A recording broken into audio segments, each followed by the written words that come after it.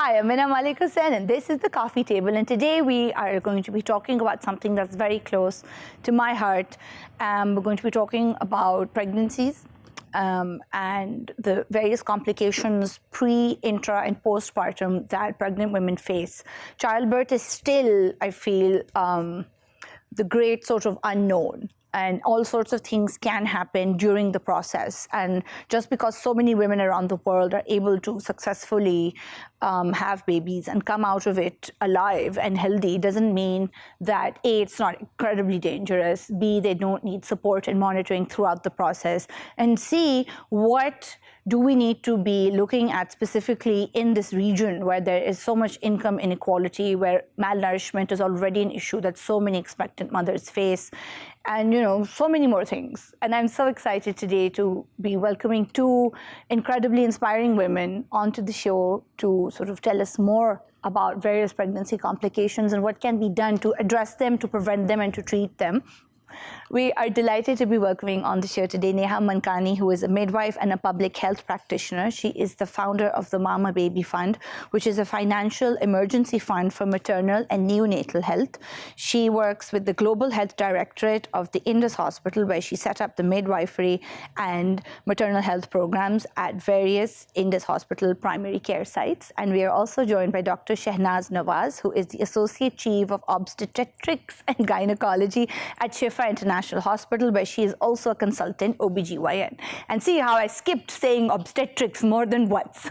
Welcome to the show, ladies. It's lovely to have you here. And although this is, I feel, a really sort of somber topic, they are also, if I understand it correctly, Dr. Shahnaz, a lot of pregnancy complications before pregnancy and during a pregnancy are often ones that are preventable. Is that true? Well, you're right. A lot of them are preventable. That's why it's very important for us as clinicians and our midwifery colleagues and other healthcare professionals to optimize women's health and make sure that they are in their A1 condition before they conceive, and then when they conceive, they're given appropriate health care, and at the time of labor, trained staff is available for delivery for the mother and for the immediate care of the neonate. So because a lot of problems do occur which are actually preventable, and this is the tragedy of the world. And I have to say that there are these problems do take place in the Western world and on a much larger scale in our country. Yes. The care system is rather sketchy. There is maybe urbanized cities have hospitals and healthcare facilities where if you go to far-flung areas, there is scarcity of this kind of service.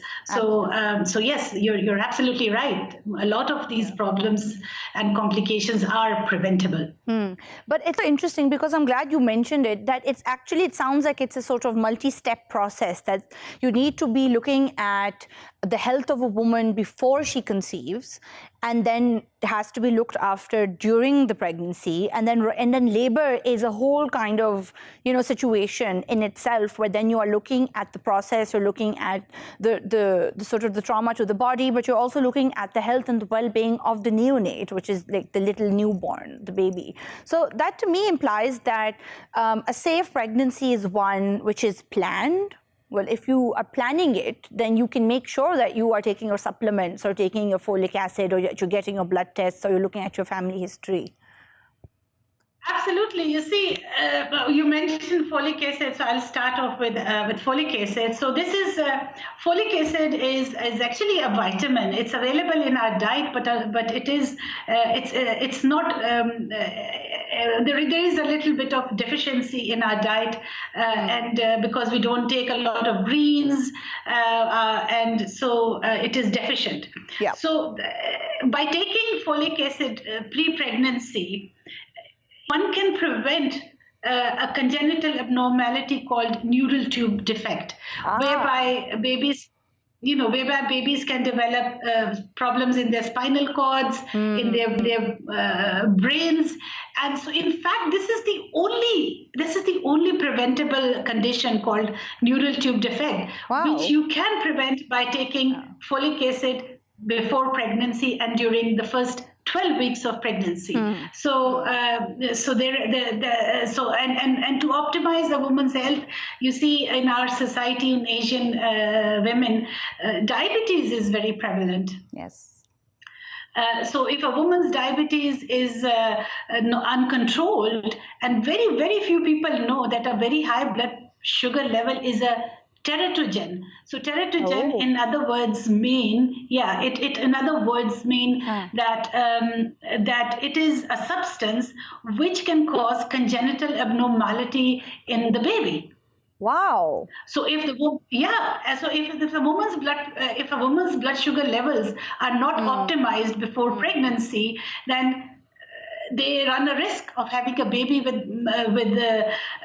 congenital abnormalities, and they can run a risk of having miscarriage, and then they run a risk of having problems at the time of delivery, because these babies are rather bulky. They're big babies, and during the time of delivery, they'll have problems. So these are the kind of things that and similarly blood pressure. So if a woman has a blood pressure, it needs to be optimized, and the patient needs to be on the right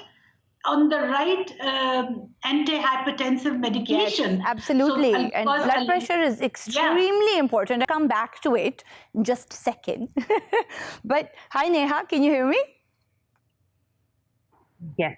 Hello, welcome to the show. It's so nice to have you back. I was reading with statistics at the Fistula Foundation, and according to them, in less than 6 out of 10 women in Asian and African countries give birth without medical professionals present. And I know that with your work with the Indus Hospital and as a midwife, you deal with a lot of women for whom that kind of healthcare and medical attention during their pregnancies and even after is at best, like Dr. Shahnaz said, it's patchy. And then it's unreliable. And there's so many women who, because it sounds like, I feel like we operate often on this idea that, well, so many women have babies. So, you can just have one too. And then a lot of women do, but it can also, there are so many things that go into not just a healthy baby, but also a healthy mother. I think we often tend to focus on healthy babies and sort of throw the moms out with the bathwater. Yes, absolutely. So this is, this 60 less than, this is what we're seeing in Pakistan as well. Around 4 in 10 women will give birth at home. They'll give, and these are official statistics. I actually think that the numbers are much higher than that. I think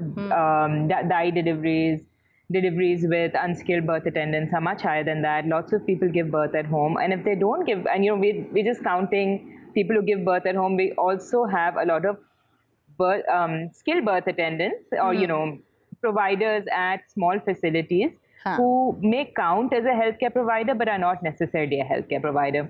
So a lot of times we'll also see that the number that's counted as a skilled birth attendant is not necessarily a skilled birth attendant. So we'll always count the people who give birth with traditional birth attendants, DIs, as the unskilled, but a lot of people, the access that they have to skilled healthcare providers are not necessarily trained professionals. So, you'll see in a lot of places that their clinics, you'll see clinics where women are sitting saying that I'm a doctor, but she might just be a lady health worker, or, she might be doing a C-section even though she's a midwife. So there's also a lot of, or even if she's doing a delivery, she might just be a badly trained professional, like, a midwife who passed an exam just by kind of just giving, just getting a certificate. So I also think that those providers are also contributing to a large amount of unskilled birth. And fistulas are absolutely one of those things that happen as a result of a bunch of things. One of them is, early age marriage in which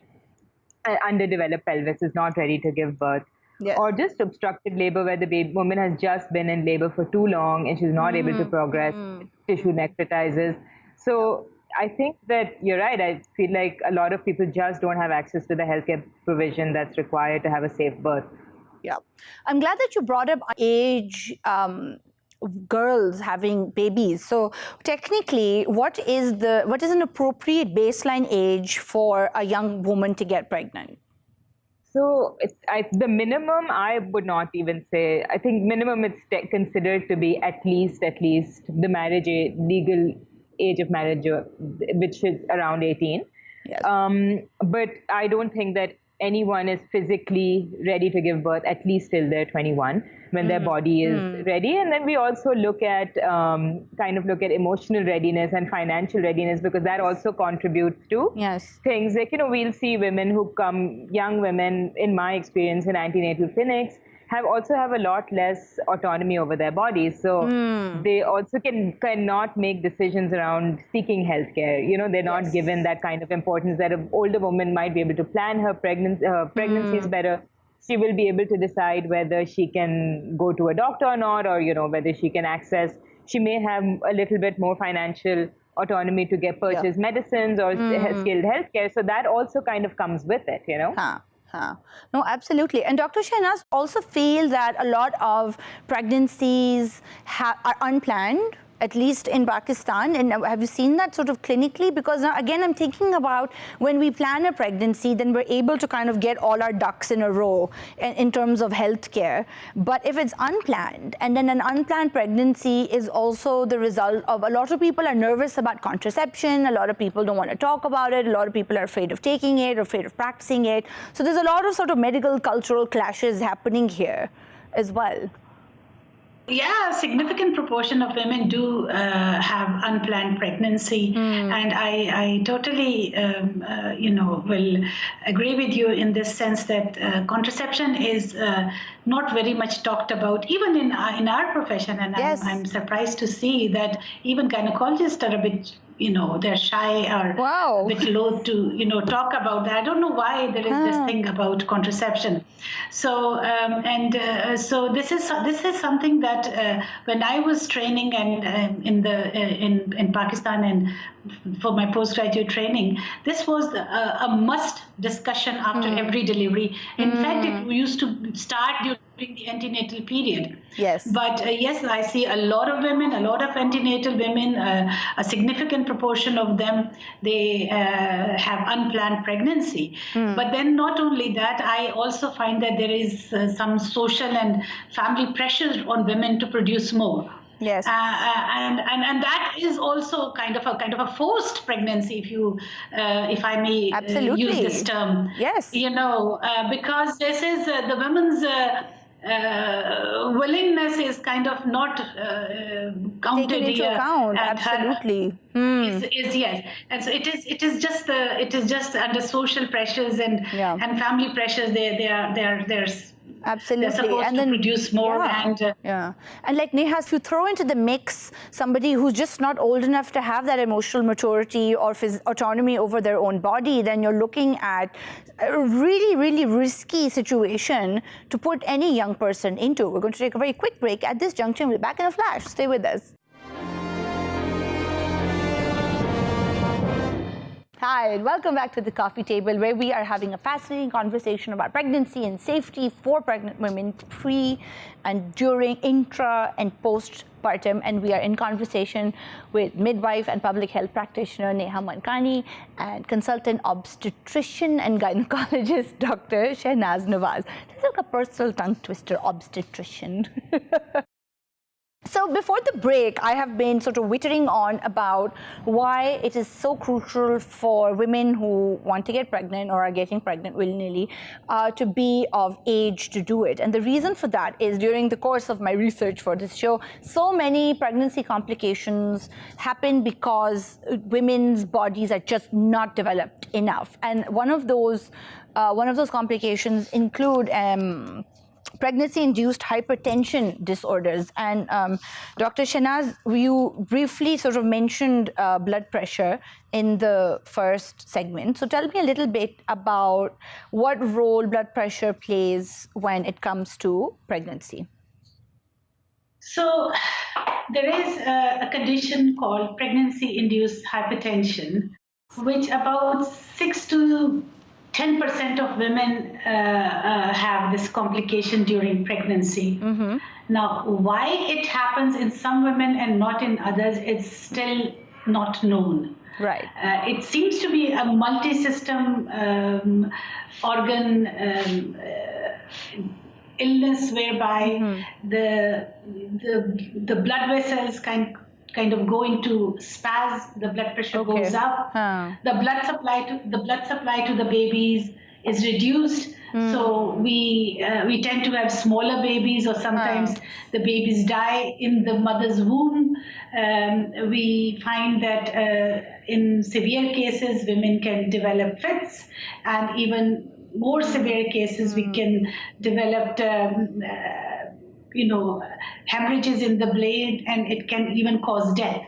So it is a pretty scary and serious condition, not only for the mother, but for her newborn baby. For her baby so as well. For the baby as well, for her unborn baby. And what's kind of alarming is that, like that you said, that there's no real reason why it happens. So you don't necessarily have to be somebody with a history of high blood pressure to develop this during a pregnancy.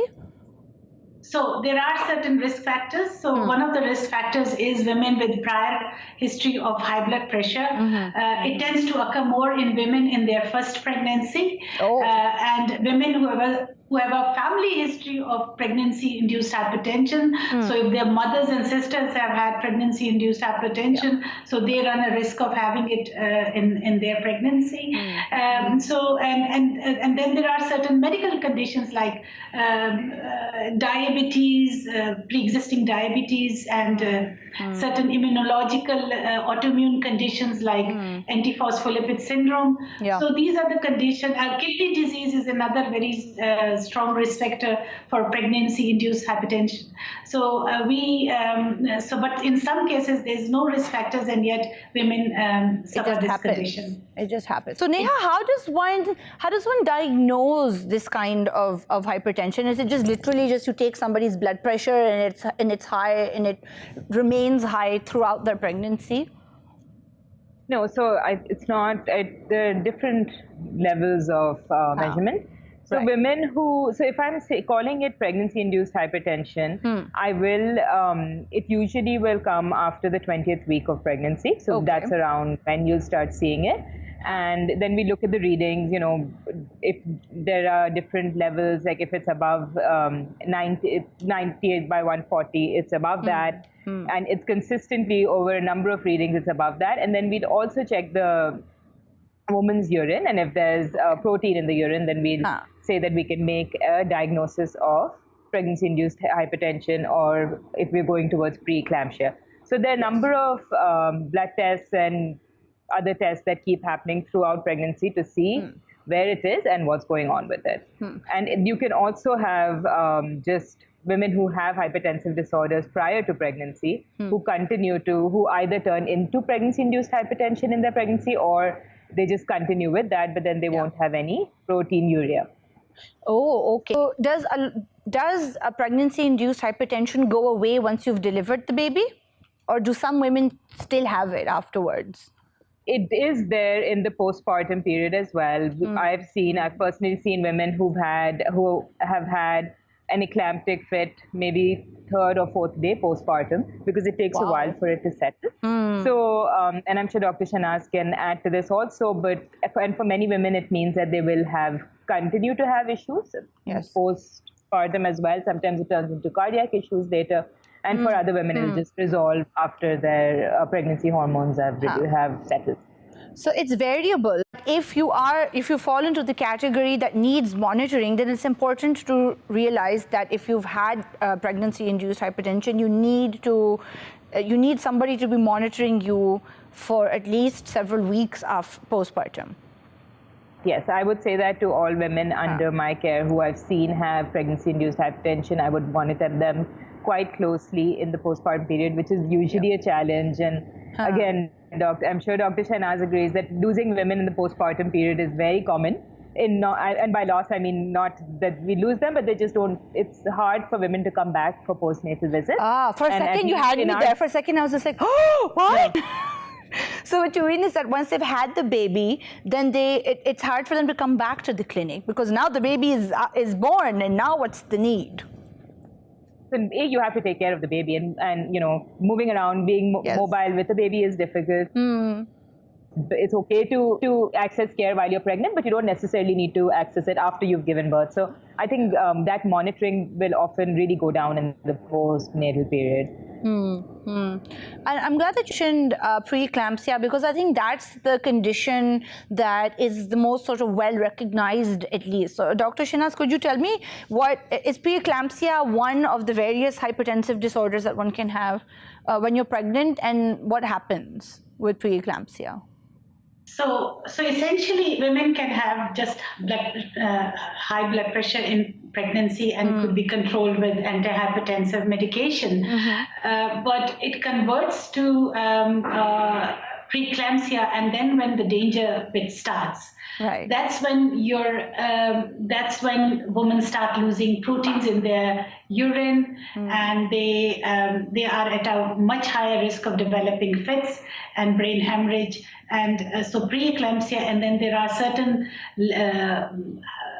certain features within the body that change. For instance, they may drop their platelets, their uric acid may go up, their coagulation profile may get deranged, their liver function may get impaired. So there are so many things that it's a multi-system, multi-organ problem. Right. So that's when the danger starts. If a woman has high blood pressure and one can control it with the antihypertensive medication without having the further complication of preeclampsia, then it's not too bad.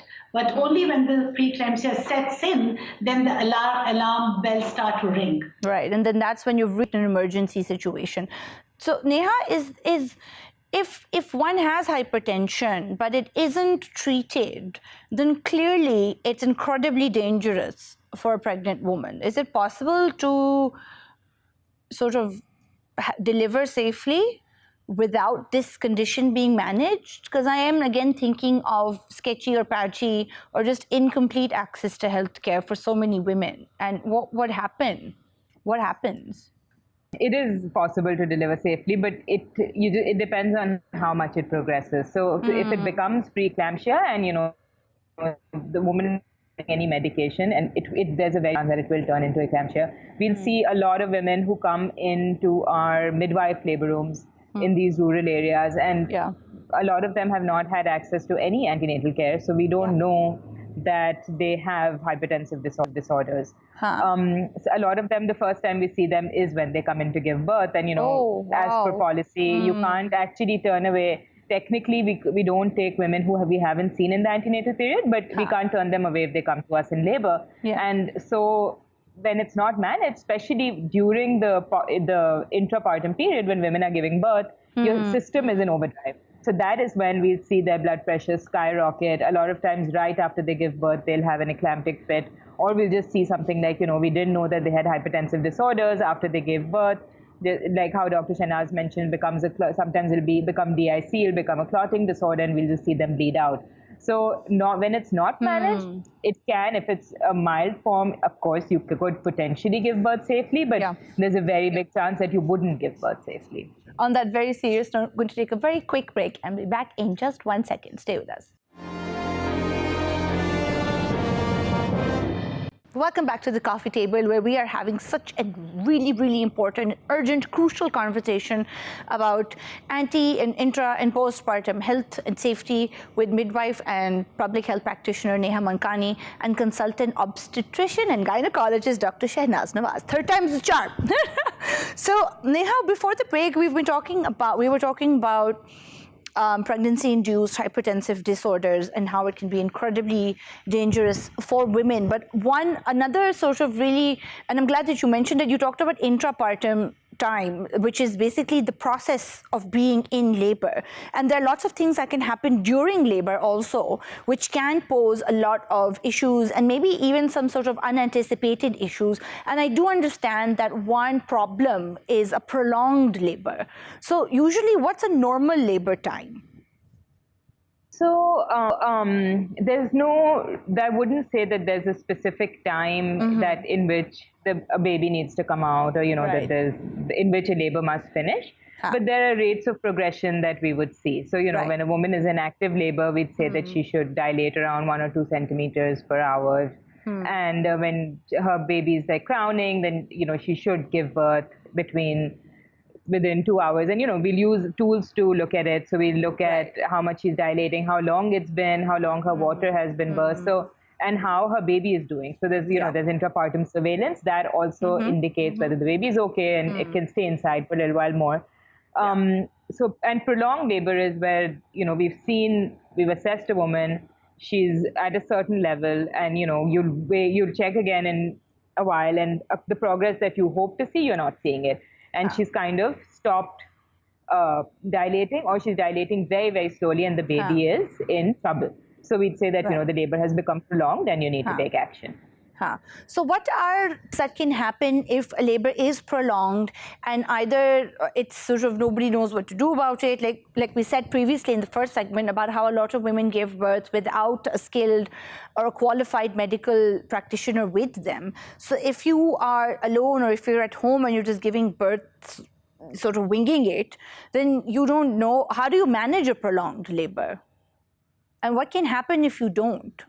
At home, a lot of births are not, people, the traditional birth attendants or your neighbor, whoever's helping you, is not managing the prolonged labor because they're not aware that it's a prolonged labor. Yes, exactly. And they also don't, and often that, this is something that happens to us at our midwife-led units or in some of the more remote areas where we work, that the time when you take action to the time where you get to a referral facility is quite long.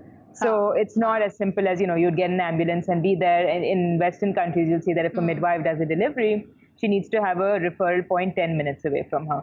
But for us, sometimes that means 75 minutes in some of, one of the sites that I do antenatal clinic right now, which is an island.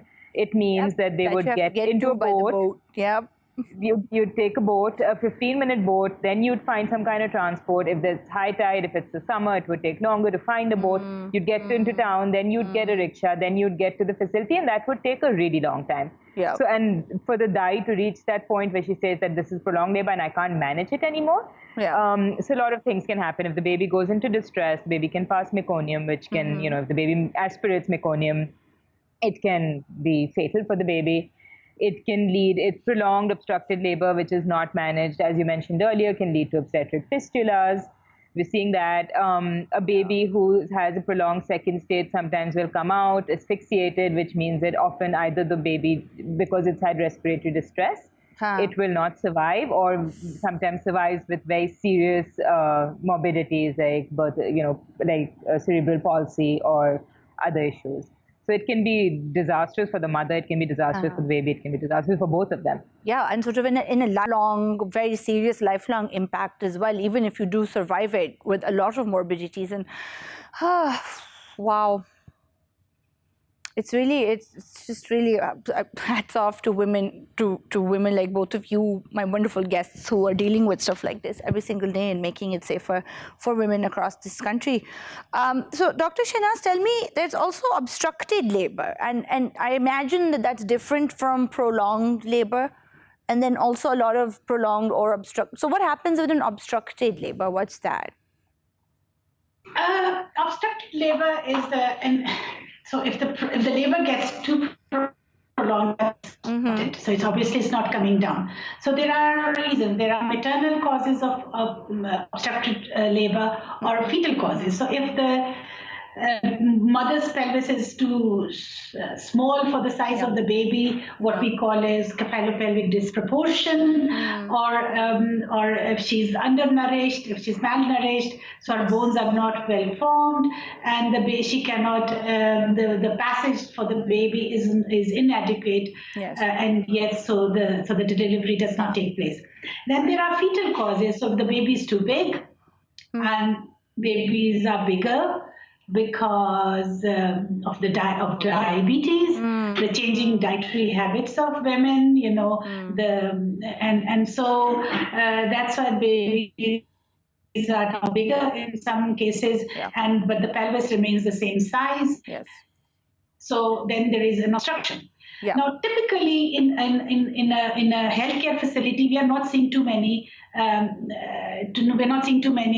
obstructed labors. Because I'm curious about fistulas that Neha also mentioned, and that fistulas, two very common reasons for fistulas are a sort of inadequately formed pelvis, which happens usually because the mother is just not, her body isn't developed enough to be pregnant and to be giving birth.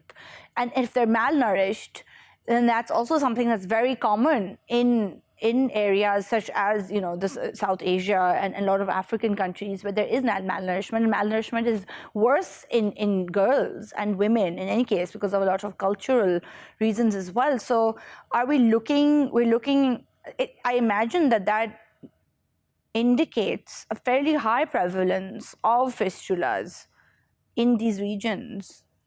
So what happens that the women who deliver in far-flung areas where there is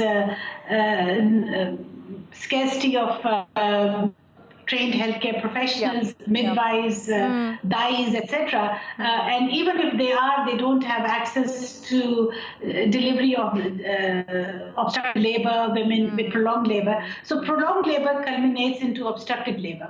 Obstructed labor essentially causes fistula because there is the head of the baby, and there's the bladder here. It's trying to go into the into the pelvis. Here's the bladder wall, and it gets compressed against the bladder wall and the pubic bone. The bladder is in between the baby's head and the pubic bone. It gets crushed, and there is no blood supply to the bladder. When there's no blood supply to the bladder, there's necrosis of that area. Yes, which means the tissue dies.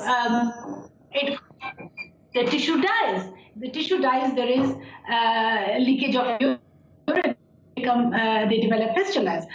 Not only labor has other consequences, as Neha mentioned. The baby in a prolonged labor develops hypoxia, meaning that the oxygen supply to the baby's brain is reduced, which can cause cerebral palsy and even. And I find fistulas horrifying because, again, I was looking at statistics, and most fistulas happen to younger mothers because of the underdevelopment of their body, and it happens in first pregnancies.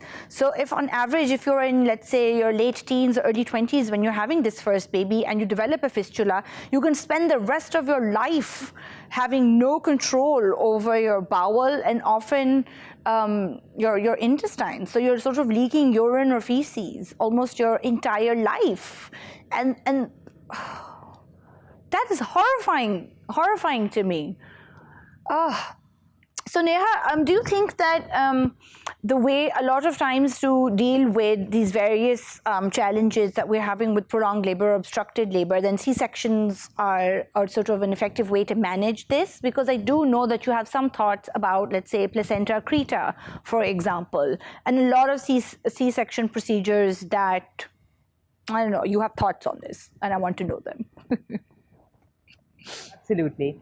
So I have thoughts on this because I think I do see in a lot of places in Pakistan, you'll see whether this is, you know, hospitals that are underserved or in areas where they have, you know, high resource hospitals. I think, yes, C-sections are overprescribed, and the C-section rate in Pakistan, around the world, technically should never be more than 15%. In Pakistan, it's much higher, and most hospitals will say that their C-section rate is around 45%, 50%, 60%.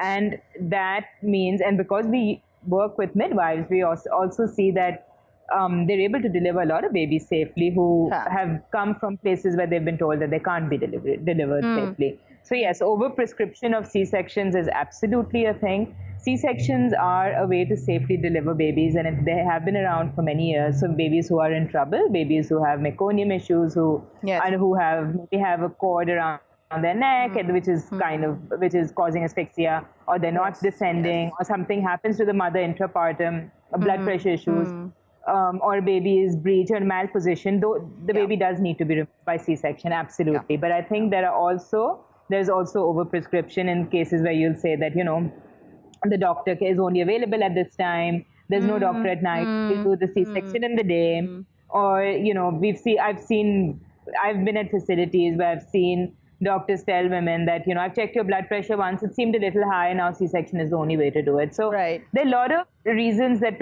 C-sections are overprescribed, which does lead to disastrous consequences. That one of them is placenta accreta, which we've started seeing a lot of because, and accreta is not only caused by recurrent C-sections, but but when there is scar tissue in the uterus after recurrent C-sections, and especially ones that are not done properly, it can lead to placenta accreta, which is a very disastrous outcome. And then I'm also seeing in a lot of places a lot of wound issues. So Mama Baby Fund sees a lot of women who come in from, they've had C-sections in places where maybe someone who wasn't qualified to do one, or someone who had not a sterile OT conducted a C-section on them. So open wounds, open abdomen, really bad infection, sepsis, sometimes leading to death. So it's not, I think it needs to be done when it needs to be done, but it is also done when it doesn't need to be done. And then it just can't happen like that. Oof.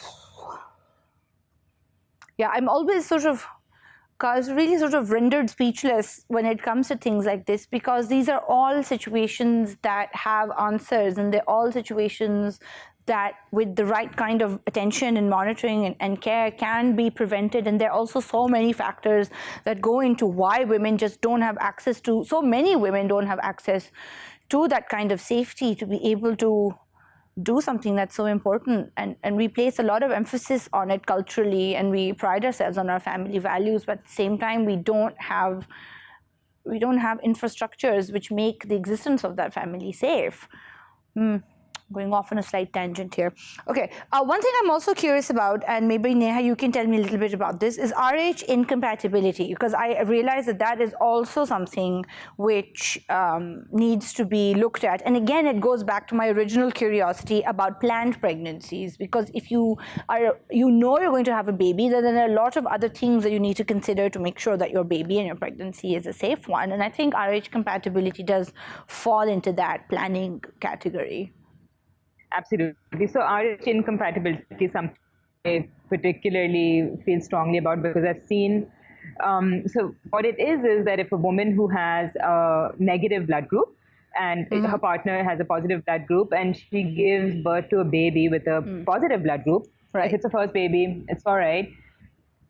But if she doesn't get an anti-D immunoglobulin injection, a lot of times, even if it's just sometimes in miscarriages, we see this as well, if any of the blood transfer has happened between the mother and the baby, the mother's baby body starts having a immunological response to the pregnancy. So she'll start developing antibodies. And the next time she'll develop antibodies against it, start seeing it as a alien invader host kind of thing. Yeah. Invader, exactly. So the next time, so that baby's born, that baby's fine. Yeah. The next time she has a baby, which is again a positive, the body will attack the baby with antibodies because the mother has antibodies. So sometimes it's not an issue, but I've seen women who've had one baby, didn't get an anti-D injection, and this we see a lot in Mama Baby Fund also, because the immunoglobulin, the anti-D injection is expensive.